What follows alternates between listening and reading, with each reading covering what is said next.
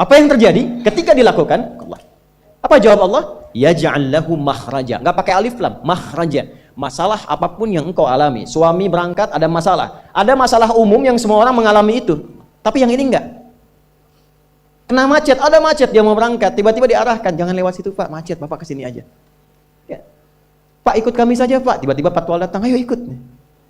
Ya, itu bisa terjadi. Wa yarzuqhu min haitsu la yahtasib, bahkan rezekinya pun itu datang dari sisi yang enggak diduga. Enggak nyangka ya, emang enggak sangka datangnya. Ya, habis sholat tiba-tiba telepon masuk, belum selesai proyek ini ada permintaan itu.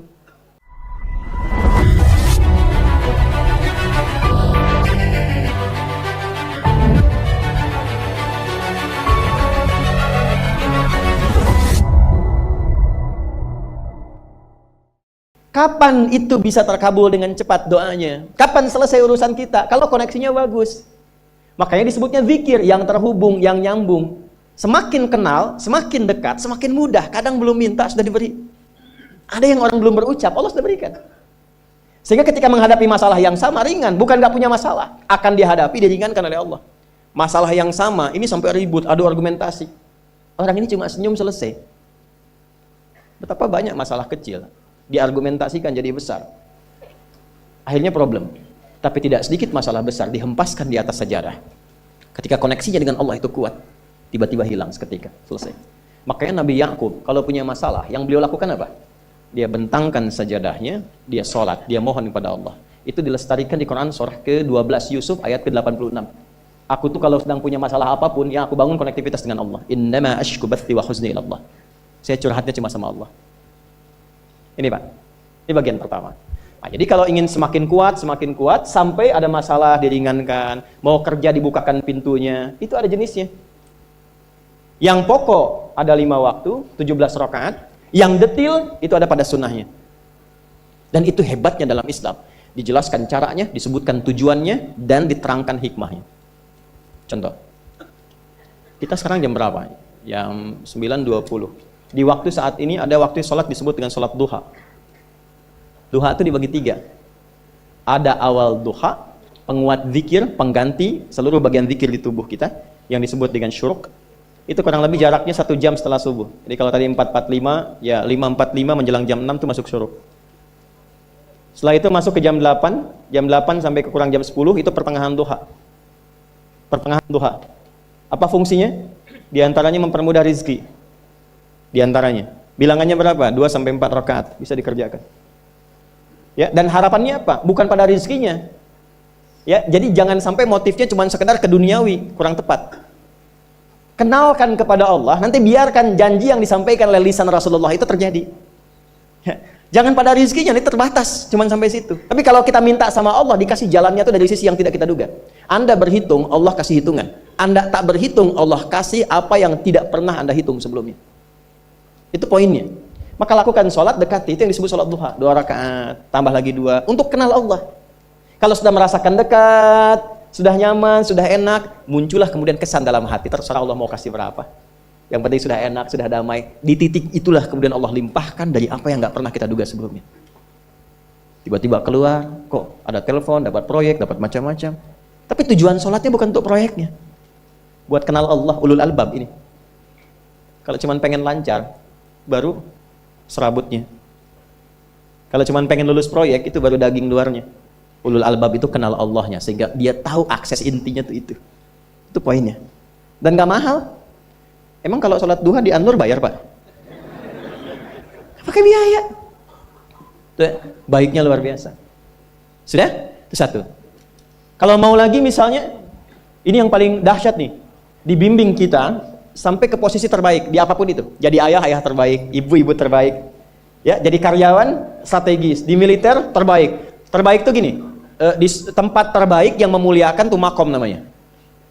Makanya kuburan sering disebut makam kan? Ya kan? Maksudnya apa? Maksudnya Anda selama hidup berkaryalah yang baik, ibadah yang benar, sehingga Anda wafat pun terhormat. Ya, kata makom tuh pertama kali di Al-Baqarah ayat 125, makom Ibrahim. Ya. Ketika Allah sampaikan dalam Al-Quran, didapatkan di situ maqam Ibrahim, wa idh ja'alna al-baita mathabatan lin-nasi wa amna wattakhidhu min maqami Ibrahim. Makanya kalau kita tawaf, itu dari mulai Hajar Aswad, kan sampingnya dekat sekitar 5 meter ada makam Ibrahim kan? Itu tapak kaki pertama beliau meninggikan pondasi Ka'bah, dan di situ diabadikan kemuliaannya sampai beliau wafat. Dikenal sampai sekarang. Ya, setelah sekian abad. Jadi kalau kita ingin terhormat dan masih dikenang sampai kapanpun, itu makom namanya. Tapi ada cara yang lebih hebat. Anda di posisi itu, lawan pun mengakui memang Anda yang pantas ada di situ. Itu namanya makom mahmudah. Makom mahmudah. Siapa yang bikin urutan 100 tokoh paling berpengaruh di dunia? Siapa? Saya tanya, yang nulis siapa namanya? 100.000? 200.000? Dia mencari langsung di Google tuh. Lambat mas, waktu habis. Michael Chart. Dia yang nulis, maaf ya. Urutan pertamanya siapa? Muhammad SAW. Yang nulis itu muslim atau bukan? Kok bisa tergerak hatinya untuk menempatkan seorang nabi muslim di tempat pertama? Saya tanya begini, kenal Abu Jahal nggak? Ya Allah. Makin siang nih, nggak fokus nih. Saya kira cuma di Bengkali saja yang kenal Abu Jahal, sini kenal juga. Baik, Abu Jahal itu, apakah orang ini tidak kenal Nabi? Kenal. Orang ini tahu, kalau saya sebut orang ini berarti kurang bagus ya. Kalau saya sebut beliau berarti baik ya. Abu Bakar saya sebut beliau, Abu Jahal orang ini. Maksudnya Abu Jahal. Apakah orang ini tidak tahu kalau Nabi itu mulia? Tahu. Nabi unggul. Nabi hebat kan? Jadi mengakui sebetulnya Nabi unggul. Dan gulat dengan Nabi itu dalam olahraga kalah. Dia tahu Nabi itu kuat. Ya. Di dalam cinta juga tahu Nabi paling unggul. Abu Jahal melamar Sayyidah Khadijah ditolak, Nabi nggak lamar, Sayyidah Khadijah minta dilamarin. Ya. Dari sejak itulah dia nggak mau tahu semua yang dari Nabi, pokoknya semua harus jelek. Walaupun dia tahu itu baik. Nggak kenal, sampai nggak menanamkan pada dirinya nggak ingin kenal kebaikan Nabi. Nggak ingin kenal pada sesuatu, itu jahlun namanya. Jadi kalau ada mbahnya yang paling bodoh, yang nggak pengen tahu, itu Abu Jahal namanya. Maka sejak saat itu orang ini disebut dengan Abu Jahal. Tapi Abu Jahal pun itu meyakini kebenaran, kekuatan Nabi, cuman karena iri saja. Itu. Tapi dia nggak bisa nolak. Menilai seseorang di tempat terbaik yang kita nggak bisa nolak dan mengakui memang dia orang yang terbaik, itu namanya makom mahmudah. Tahukah Anda? Jalan untuk mencapai makom mahmudah itu nggak akan mungkin kita dapatkan kecuali mendekati yang punya semua makom, yaitu Allah Subhanahu wa Ta'ala. Dan jalannya lewat sholat. Itu lewat sholat. Tapi karena ini levelnya istimewa, tingkat tertinggi, ya prajurit pengen jadi komandan terhebat yang diakui, nggak ada orang nyoal. Di kepolisian pengen jadi pimpinan yang baik dan semua mengakui sehingga nggak ada yang nyoal. Di perusahaan pengen jadi pimpinan yang ideal, ya semua mengakui, nggak ada yang nolak. Itu makom mahmudah. Jalannya apa? Ternyata nggak pakai uang, nggak pakai koneksi-koneksi yang tidak jelas. Koneksinya dibangun dengan Allah sehingga Allah melembutkan hati semua orang itu untuk menetapkan dia yang terbaik. Sholat. Karena levelnya tinggi, dinaikkan dari sekedar sholat fardu. Ditempatkan di waktu yang tidak biasa. Butuh pengorbanan, butuh perjuangan. Namanya tahajud. Turunlah Quran surah ke-17 ayat 79 sampai 81 itu. Quran surah 17 ayat 79 sampai 81. Ini poinnya. Wa minal laili fatahajjad bihi nafilatan laka asa ayyab'athaka rabbuka maqaman. Ini kan terjadi keanehan kan, ironinya. Anda pengen sukses, pengen tertinggi, Anda tahu Allah penentunya, Anda tahu Allah yang punya rizki, Allah punya kekuasaan, tapi Anda nggak mendekati Allah. Terus yang dipakai cara-cara salah, kenapa harus korupsi? Kenapa harus nyogok? Kalau SK-nya nggak Allah tetapkan, nggak akan turun juga. Dan sudah hukum, kalau ayah berbuat maksiat, itu anak istri pasti kena. Itu udah hukum. Makanya saya mohon deh, ya para ayah itu kalau mencari nafkah, cari yang benar. Kasihan anak Anda yang di SD, harus berhenti sekolah. Maaf, bukan anak Anda, maksudnya anak orang lah. Kenapa harus korupsi? Maka ketika ada tawaran sogokan yang nggak bagus, tuh yang dibayangkan tuh itu bukan cuma proyek jalan dapat uang banyak, tuh anak-anak tuh bahaya. Ke sekolah disebut anak koruptor, sedih. Istri nggak sanggup keluar belanja. Itu pikirkan, itu sudah hukum. Sudah hukum. Anak juga begitu. Kalau mau berperilaku, ingat orang tua. Sebab ketika tidak baik, orang tua pasti kena. Anak di sekolah berantem, yang dipanggil siapa? Orang tuanya. Itu selalu terikat. Di rumah tangga itu selalu begitu. Karena nafas itu terikat. Semua saling mengikat. Babnya itu jelas. Nah, balik ke sini, kalau ingin tingkat yang tertinggi, dekati pemiliknya, Allah ini. Makanya tuh harus punya itu. Itu ringan kalau sudah punya itu tuh, Allah. Saya punya Allah. Kita mau apa? Nggak takut hidup. Tapi ditodong pakai pedang. Siapa yang menyelamatkan Muhammad sekarang? Ringan Nabi jawab, Allah. Jatuh pedang tuh. Dibalik, kamu siapa yang menyelamatkan kamu? Bingung. Udah punya Allah tuh luar biasa. Nah, ini yang harus tanamkan pada jiwa. Punya Allah sebagai Tuhan. Kalau sudah dekat, kenal, baik dengan itu, akses mudah semua. Dan yang paling indah itu apa? Menerima apa yang Allah tetapkan. Hari ini nggak dapat, alhamdulillah. Saya masih dikasih jalan. Alhamdulillah, besok belum dapat. Ada akumulasi, paham. Paham. Nah, itu nggak mungkin bisa dapat rasa itu. Salah satunya, ikhtiarnya apa? Nih, tahajud. Dan hebatnya, kenapa sholatnya disebut tahajud? Tidak disebut sholat hajat. Ada hajat, ada tahajud, beda. Hajatun, hajada, hajadun, ada tahajjada ya tahajat, tahajud, beda. Tahajud, tunggu situ aja. Ini sengaja nggak saya hapus nih. Mana staf saya? Oh, foto nih ya. Saya hafal insya Allah. Tenang. Tahajud. Asalnya dari kata hajada, begini, ha, jim, dal. Ditambah ta di depannya, lalu ada tasydid sebelum akhirnya. Nih. Ini akarnya 3 huruf, ha, jim, dal. Hajada itu asalnya bangun dari tidur malam. Tidur dulu, lalu bangun setelah itu. Itu hajada. Pelan-pelan. Paham sampai sini? Kita teruskan. Kalau kita ingin berusaha untuk bangun, mengoptimalkan diri untuk bangun, maka tambahkan tak di depannya.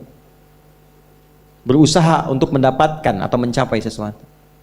Kalau yang kita akan lakukan itu tidak mudah, nggak gampang bangunnya, sehingga butuh rencana, butuh persiapan, ya kan? Maka tambahkan tasydid sebelum huruf akhirnya. Dari kata syiddah, apa yang mau dikerjakan ini nggak mudah. Memang pengen bangun itu jam 3. Tapi kan nggak tiba-tiba ujuk-ujuk bangun jam 3, belum tentu. Ya kan? Kita harus rencanakan dulu supaya bisa bangun, saat bangun itu siap, bukan cuma bangun. Bangun jam 3, sholatnya 4:30, ya kan jauh. Maka untuk bangun jam 3 itu butuh persiapan, nih syiddah. Maka rencanakan, pasang alarm 3 kali. Misal yang ikhtiarnya jam 2, jam 2.15, jam 2.30. Alarm jam 2 untuk mematikan alarm yang kedua. Gitu kan? Yakin saya Anda kalau pasang alarm malam tuh nggak satu, yakin? Bangun, ceklek, mati. Minimal ingat akan ada alarm berikutnya kan? Nah, itulah tak. Allah itu sudah tahu modus-modus kita itu. Karena Ali Maha mengetahui. Detailnya kan kita lakukan kan Allah sudah tahu. Alarm yang kedua, membangun kesadaran paripurna. Peringatan kedua. Kalau pengen bangun, enggak tertidur. Maka ketika sampai pada alarm ketiga, sudah sadar kita. Oh. Apa-apa Bu, alhamdulillah. Lebih baik telat daripada enggak sama sekali. Bangun. Nah ini. Kalau kita tarik ke implementasi hidup, pengen level tertinggi itu butuh perjuangan. Latihan dulu, ya kan? Menguras fisik, energi, tenaga, biaya, hasilnya indah. Tapi ada jalan cepat untuk mendapatkan itu. Nih aksesnya, bangun kepada Allah. Gitu. Kalau kita tingkatkan ini, itu luar biasa. Jadi itu. Jadi. Nah, kalau ini terus ditingkatkan, terus tingkatkan, terus tingkatkan, nanti membangun value yang terasa.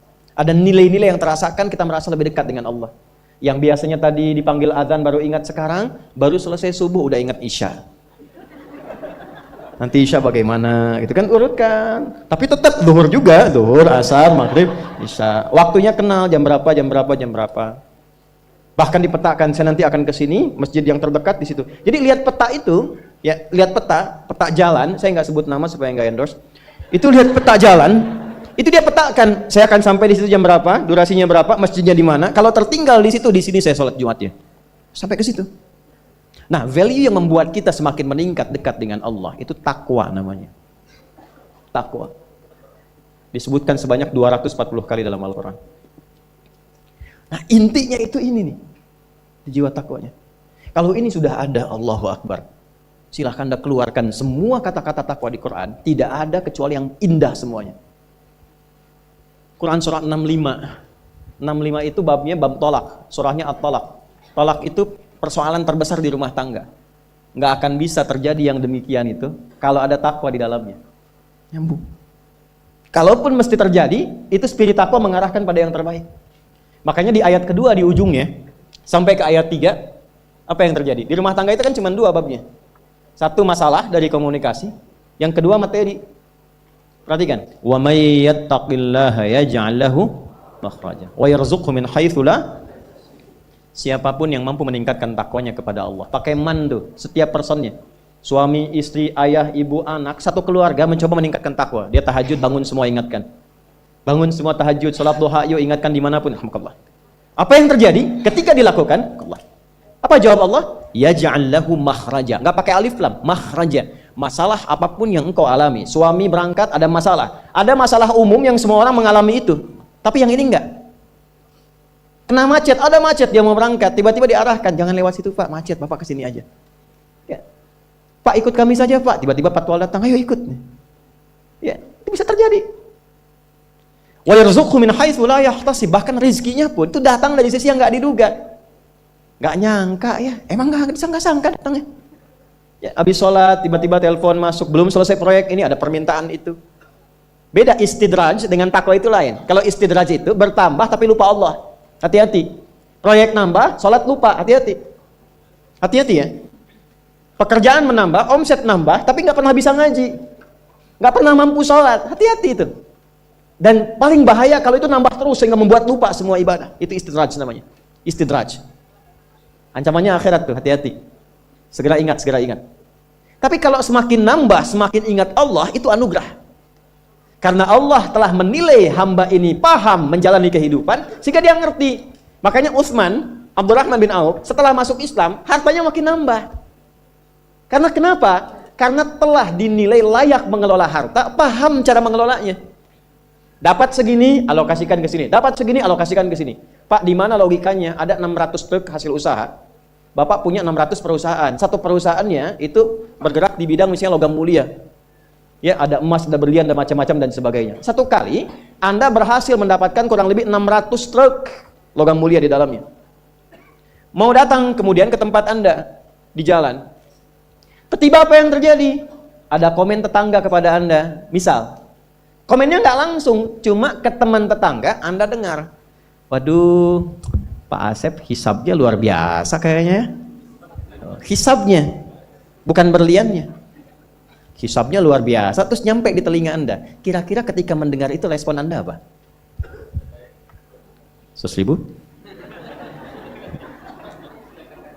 Bingung kan?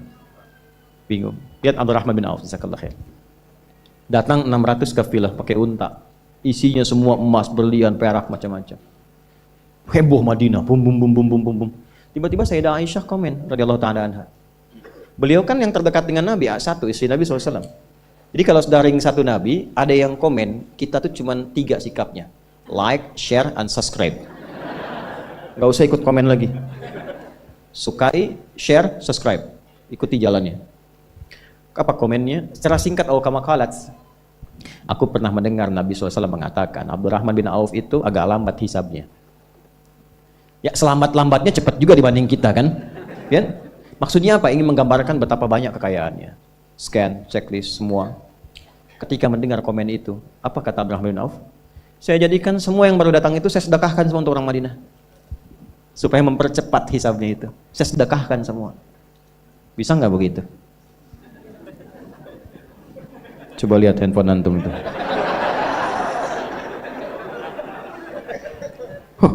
Hisabnya luar biasa nih. Buat anak yatim ya. Kasih.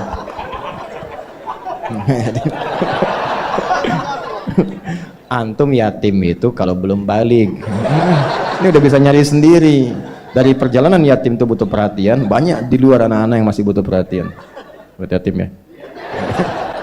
Nggak mudah. Nah, itu yang maksud saya katakan, itu nggak mudah.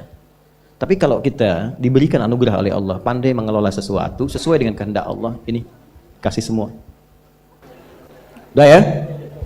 Nah ini, ya jadi sekarang saya cuma pesan 2, nggak banyak-banyak. Sholat sama Quran. Para orang tua sehari, sehalaman aja nggak apa-apa, nggak usah banyak-banyak, 1 halaman. Atau berapa ayat, yang penting ngaji. Yang penting ngaji, nanti lihat berkahnya.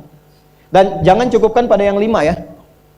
Ya, ini bukan hukumnya wajib, bukan. Yang wajib tetap 5 waktu. Kalau bisa naikkan, walaupun mungkin 2 rakaat malamnya. Witir 1 rakaat. Atau duha ambil salah satu. Rawatib misalnya. Itu konsisten kan? Istiqomah di situ. Nanti lihat apa yang terjadi. Demi Allah saya katakan, kalau mau coba tuh gini ya. Hari ini Anda baca 1 halaman Quran. Sholat tambah. Besok naikkan 2 halaman.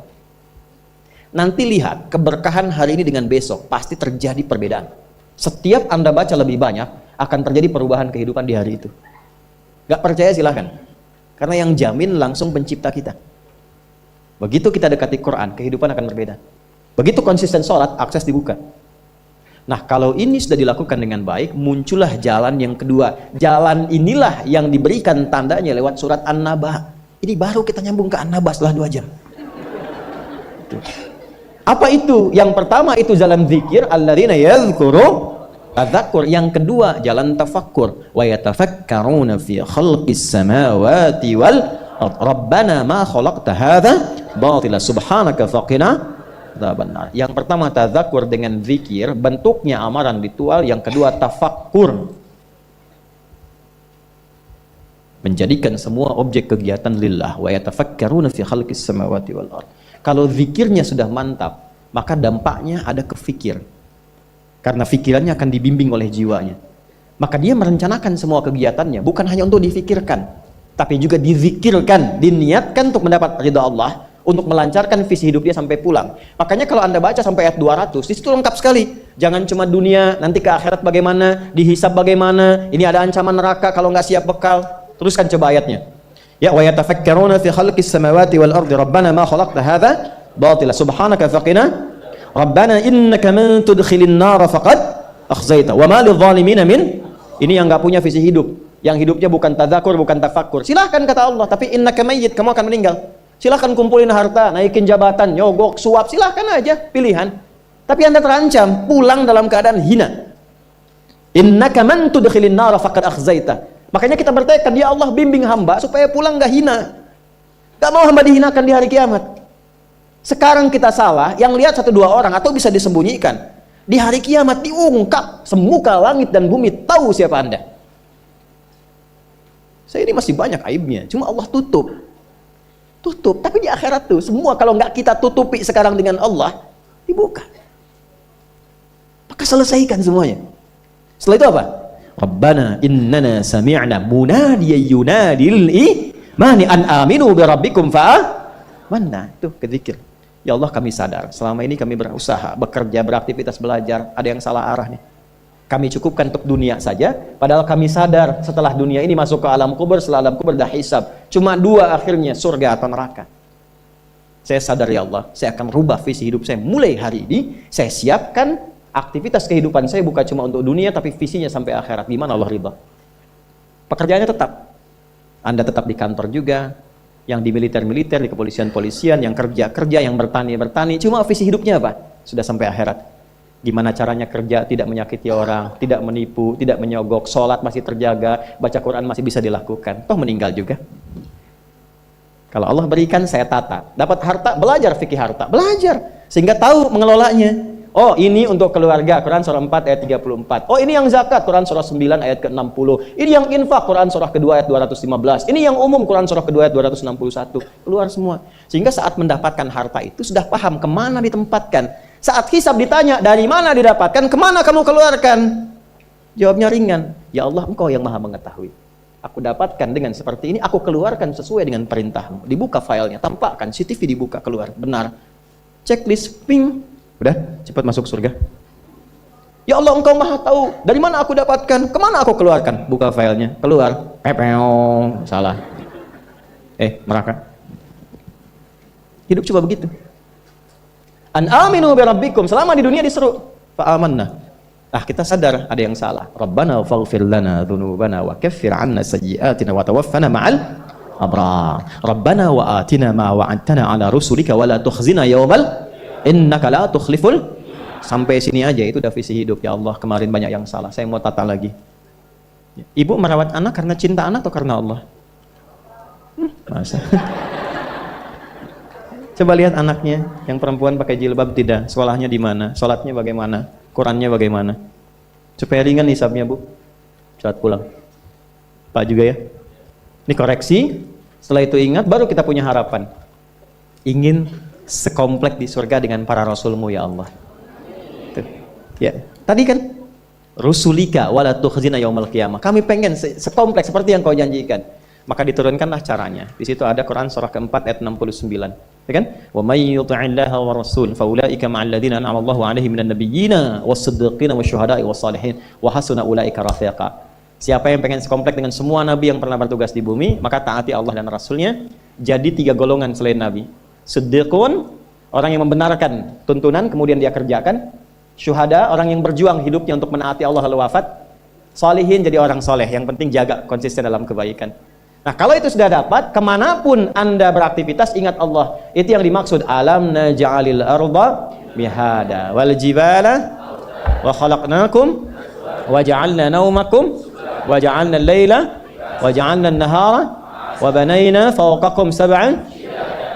Perhatikan baik-baik, itu runtut semua. Jadi Anda yang kembali riset, lihat gunung, yang di geologi, yang ditambang, yang apa, ingat Allah. Sehingga nggak mungkin nambang sembarangan. Ya kan?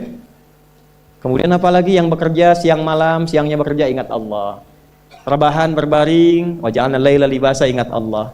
Lihat pasangan, wa khalaqnakum azwaja, lihat istri titipan Allah, lihat suami titipan Allah. Maka bikin pikiran, direnungkan sampai hari kiamat. Makanya nanti sampai ayat 40 itu suasana hisab. Ya, sebuah sampai ke ujung. Sampai ke ujung.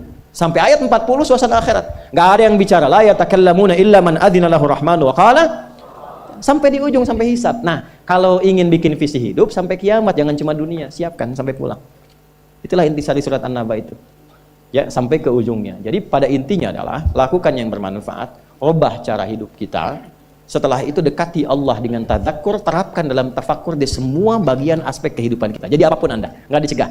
Mau jadi pilot silahkan, jadi insinyur silahkan. Ya, mau jadi menteri, jadi pejabat, di militer, di polisi silahkan. Value takwanya kita keluarkan. Yang penting takwanya.